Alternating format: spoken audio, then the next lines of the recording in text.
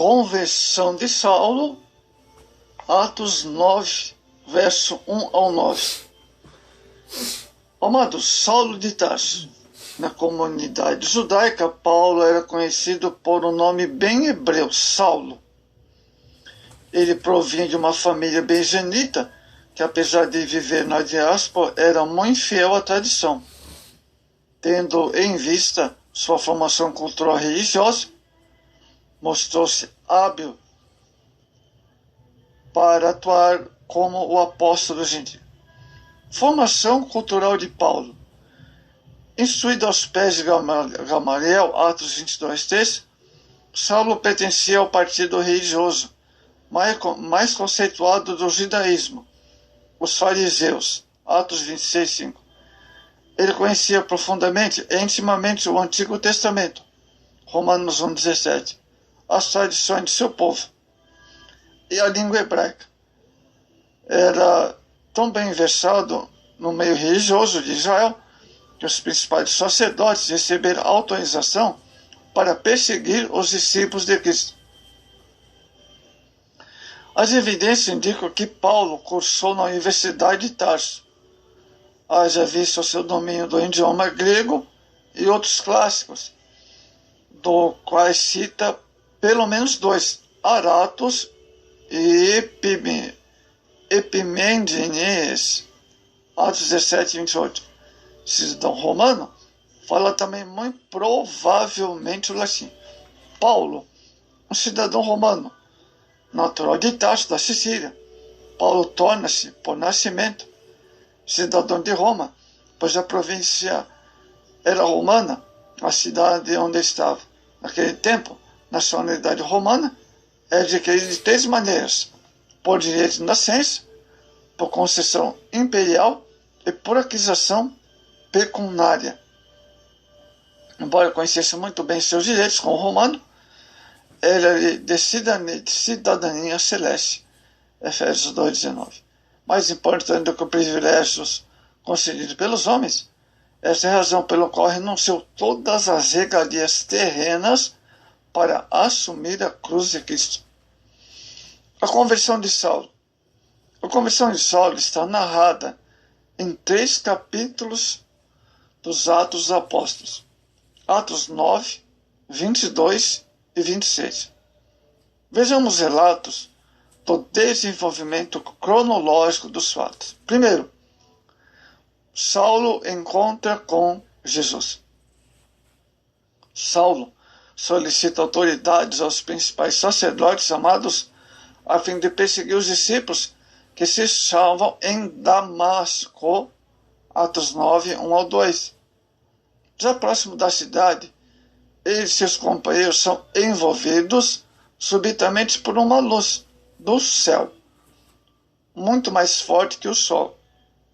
E todos caem por terra, Atos 9, continuando, em língua hebraica, Jesus deu-lhe a conhecer, Atos 26, 14. Os que acompanhavam não viram a ninguém. Aturdidos ouviram, sim, a voz, mas não entenderam a mensagem. Paulo, então, confrontado por Jesus, por ele ser comissionado a levar o evangelho, tanto aos filhos de Israel como aos gentios. Em seguida, o Senhor orienta a seguir a viagem até Damasco, onde recebia novas instruções. Erguendo Saulo, nada enxergava. Conduzido por seus auxiliares até Damasco, na cidade permanece por 3 dias, sem ver nada, sem comer e sem beber. Atos 9, 8. Ananias visita a Paulo. Enquanto isso, o Senhor, em visão, aparece a Ananias, homem piedoso, justo, que morava em Damasco, e ordenava que vá à casa de Judas, que ficava na rua direita, e pergunte por um homem de Tarso, chamado Saulo. Naquele instante, esse estava orando e viu numa visão Ananias, que, entrando em seu aposento, impulha-lhe as mãos para que voltasse a enxergar. Ananias então retruca: sabe ele qual o propósito de Saulo na cidade?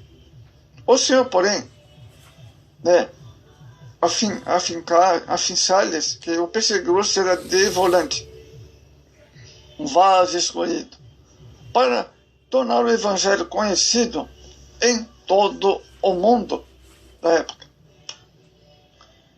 Imediatamente Ananias vai ao encontro de Saulo e ele ora por ele, amados, confirma a comissão que ele recebera do Senhor.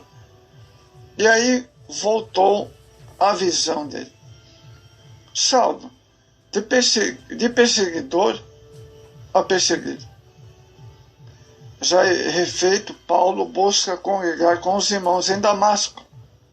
Apesar dos temores iniciais dos discípulos, acabam por entender a destra da comunhão. Em ato contínuo, põe ele a testemunha de Cristo a todos da sinagoga da cidade. Os judeus perturbam-se com sua conversão. Intentaram tirar-lhe a vida. Tal plano chega ao conhecimento de Saulo, para levarem da cilada. Os irmãos desceram de noite num cesto no muro, e eles seguem em direção a Jerusalém. Propósitos da vocação de Paulo. Os objetivos de Cristo ao confrontar Saulo na estrada de Damasco são desenvolvidos nas 3 narrativas de sua conversão. Atos dos Apóstolos.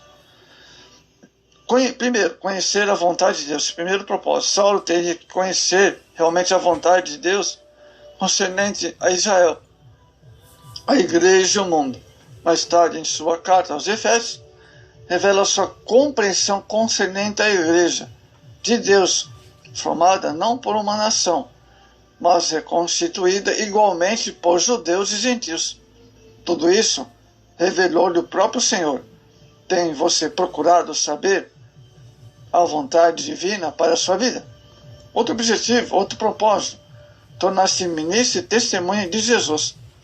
Consciente de sua vocação, amados, Paulo passa testemunho de Cristo, não somente diante dos gentios, mas também perante Israel. Fazer apologia do Evangelho ante os reis e filósofos. É um verdadeiro campeão de Deus. Como está em seu testemunho cristão, acha-se preparado para defender sua fé? Outro propósito, sofrer a favor de Cristo e do Evangelho. Em virtude de sua audácia, muito sofre por amor a Cristo. Gálatas 6,17. O que dantes perseguia a igreja de Cristo, vê-se agora de repente perseguido por causa desse mesmo nome. No capítulo 11 de Atos, e sua segunda, no capítulo 11 de Coríntios, discorre ele acerca de muitas perseguições, por ele sofrido, quer por parte de seus patrícios, quer por parte dos gentios. Mesmo perseguido, o Evangelho foi poderosamente anunciado através de suas cadeias e sofrimento. A conversão de vocação de Paulo, ensinos que Deus chama ministérios específicos. Ele transforma o mais terrível dos homens num vaso escolhido, a fim de que proclame seu Evangelho até os confins da terra. O que Paulo representa para o cristianismo? Oposto entre os gentios. A visão de Paulo no ministério entre os gentios compartilha com Barnabé e tornava progressiva. Para sua época no mundo judaico, é da mesma forma as suas doutrinas para os padrões sociais do mundo grego-romano. Ele se tornava o principal representante do Evangelho, do cristianismo. O seu conceito da divindade contrariava frontalmente as religiões politeístas de seus dias, amados. A nova compreensão sobre o Messias mudou radicalmente sua vida e contrariava não o Antigo Testamento, mas porque os religiosos pensavam a respeito de um libertador secular. Paulo considerava os judeus e os gentios na mesma situação. Em Romanos capítulo 1, ele descreve a depravação dos gentios. No segundo, a incredulidade e a desobediência de Israel. No terceiro, põe os dois povos no mesmo sentido. Todos pecaram. Diante disso, levou avante a ordem de Jesus, porque ele enviara os gentios longe. Atos 22, 21. As missões, com resultado das 4 viagens missionárias de Paulo, amados, surgem igrejas na Ásia e Europa. A ele deve-se a expansão do cristianismo. Suas estratégias missionárias são ainda hoje um modelo para nós. Nenhum homem fez parte do evangelho que ele realizou, exceto o próprio Salvador Jesus. As cartas de Paulo são um tesouro que deixou para a igreja. São frutos de suas experiências, trabalhos na direção do Espírito Santo. Os escritos ocupam 1/3 a parte do Novo Testamento. Sem as suas cartas, o cristianismo poderia ser talvez até uma mera seita. Bom, amados, concluindo, o ministério de Paulo entre os gentios, suas viagens missionárias e suas cartas, torna o maior herói do cristianismo.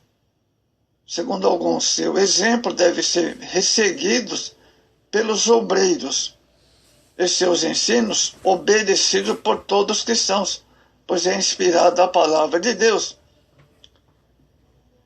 Suas ideias continuam vivas e atuais, porque foram inspiradas pelo Espírito Santo e para a igreja em todas as épocas.